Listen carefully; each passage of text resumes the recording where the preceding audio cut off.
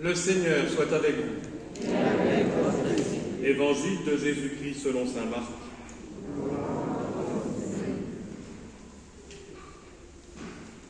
Jésus et ses disciples entrèrent à Capharnaüm. Aussitôt, le jour du sabbat, il se rendit à la synagogue, et là, il enseignait. On était frappé par son enseignement, car il enseignait en homme qui a autorité, et non pas comme les scribes. Or, il y avait dans leur synagogue un homme tourmenté par un esprit impur, qui se mit à crier « Que nous veux-tu, Jésus de Nazareth? Es-tu venu pour nous perdre? Je sais qui tu es le Saint de Dieu. » Jésus l'interpella vivement. « Tais-toi, sors de cet homme. » L'esprit impur le fit entrer en convulsion, puis poussant un grand cri, sortit de lui. Ils furent tous frappés de stupeur et se demandaient entre eux « Qu'est-ce que cela veut dire? Voilà un enseignement nouveau, donné avec autorité. Il commande même aux esprits impurs, et ils lui obéissent. » Sa renommée se répandit aussitôt partout, dans toute la région de la Galilée. Acclamons la parole de Dieu.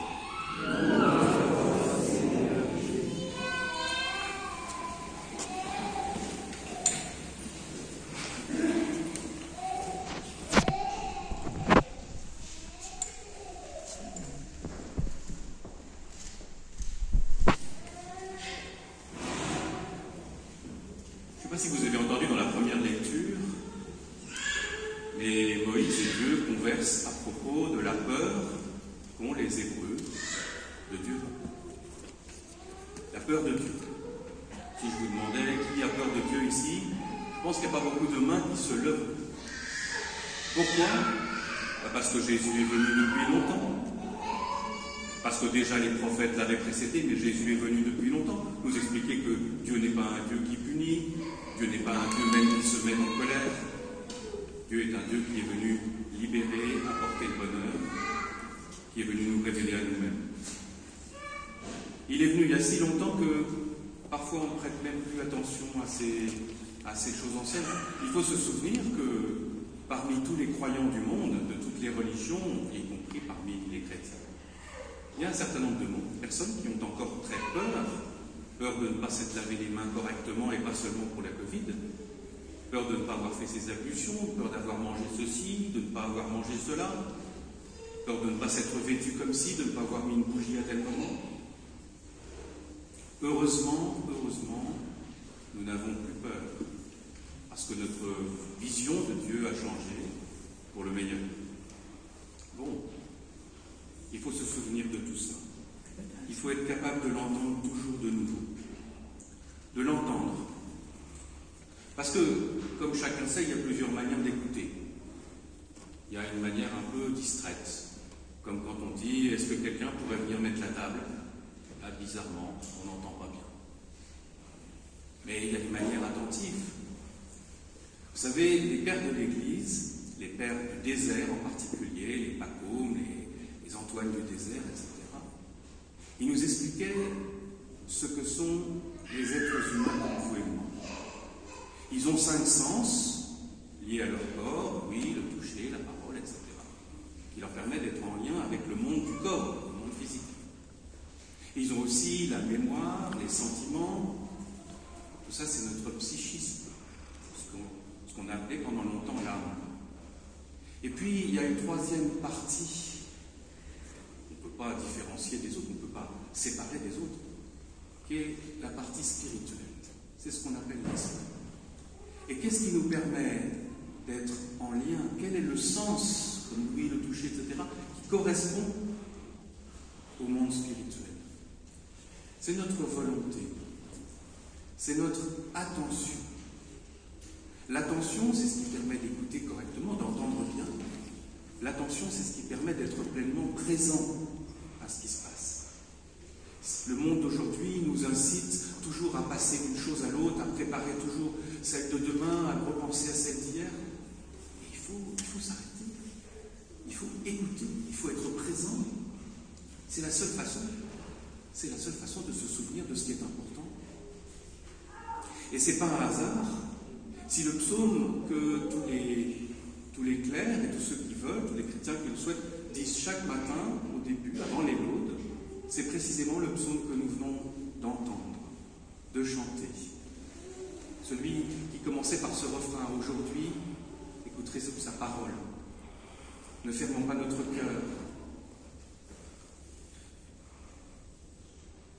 Si nous ne fermons pas notre cœur, si nous ouvrons bien nos oreilles, si nous sommes pleinement présents à ce que nous vivons, alors nous pouvons de nouveau regarder ce que nous avons cessé de regarder depuis longtemps. Par exemple, ces miracles de Jésus. Jésus, on l'a tellement vu, tellement entendu faire des miracles. Est-ce qu'on a prêté encore attention à celui-là? Est-ce qu'on lui a prêté toute l'attention nécessaire pour le ramener à nous-mêmes? Aujourd'hui, donc, au milieu de la synagogue, au milieu de l'église, voilà, il y a quelqu'un qui arrive, qui fait peut-être des gestes imprévisibles, qui hurle. Merci. Tout était prévu. Qui hurle. Ça fait peur. Le premier geste qu'on a, c'est un geste de recul, naturel, pour se protéger, pour protéger les siens. Si on voit quelqu'un qui a un comportement probablement brutal, imprévisible, inhumain.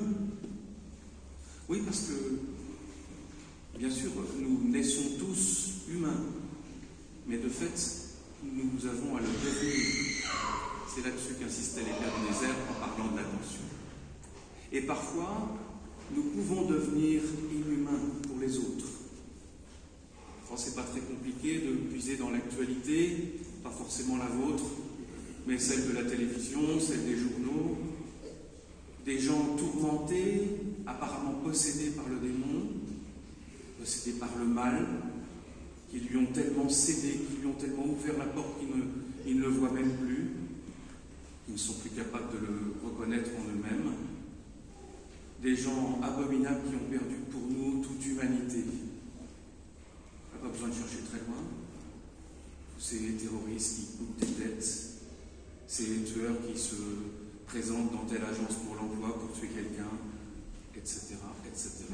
Sans parler de ces violeurs qui abusent de leurs enfants, de leurs beaux-enfants, etc. Inhumains.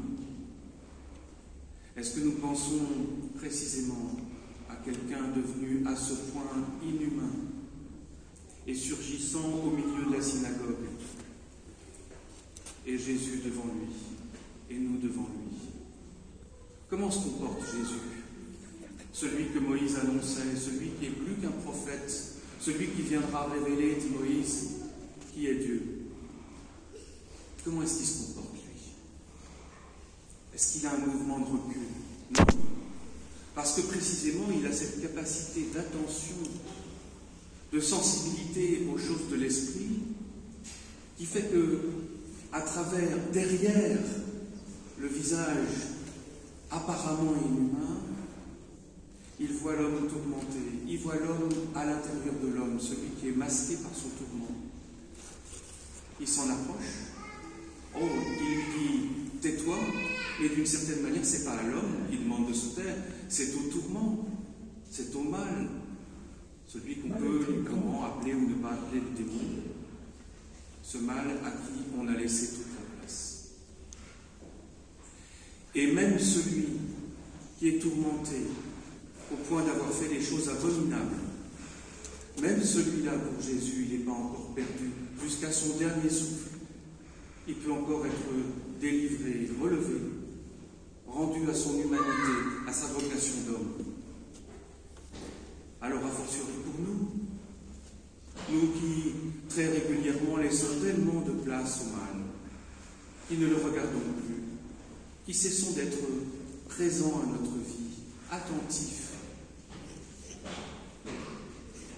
Oui, même à nous, même face à ces déshumanisations que nous laissons agir et qui nous défigurent, par exemple, vis-à-vis d'un voisin que l'on n'a pas écouté, vis-à-vis d'un enfant qu'on a envoyé promener, d'un grand-parent qu'on n'a pas appelé depuis si longtemps.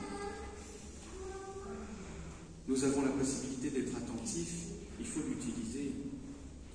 Et il faut croire que Jésus est bien celui qu'annonçait Moïse et tous les prophètes, celui qui a prise sur notre tourment? Est-ce que nous croyons vraiment que Jésus est celui qui a autorité sur tous nos démons intérieurs? Est-ce que nous croyons vraiment qu'il est possible de lui laisser la place? Laissons-le agir. Souvent, s'il n'agit pas, c'est juste parce que, en fait, nous nous accommodons assez bien de ces petits conforts, de ces petites indifférences qui nous protègent et qui laissent place aux démons. Est-ce que je crois vraiment que Dieu veut me libérer, qu'il n'est pas venu pour me perdre, mais pour que j'abandonne les fausses sécurités dans lesquelles on voudrait m'enfermer? Aujourd'hui, ne fermons pas notre cœur, mais écoutons la voix puissante et libératrice du Seigneur.